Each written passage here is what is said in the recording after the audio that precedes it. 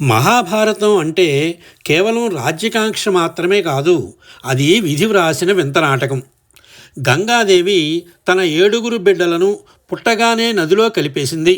కానీ ఆమె 8వ బిడ్డను కూడా నదిలోనికి విసిరివేయబోతూ ఉంటే శంతన మహారాజు గంగ ఏమి చేసినా అడ్డు చెప్పనని ఇచ్చిన తన వాగ్దానాన్ని మరచి ఆమెను నిలదీస్తాడు. ఆ 8వ బిడ్డే మన భీష్ముడు.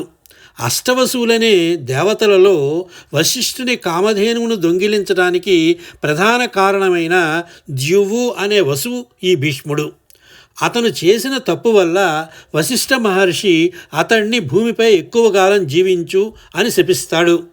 మిగిలిన 7 గంగాదేవి ద్వారా వెంటనే మోక్షం లభిస్తే భీష్ముడు మాత్రం భూమిపై ఎక్కువ కాలం జీవించాల్సి వచ్చింది.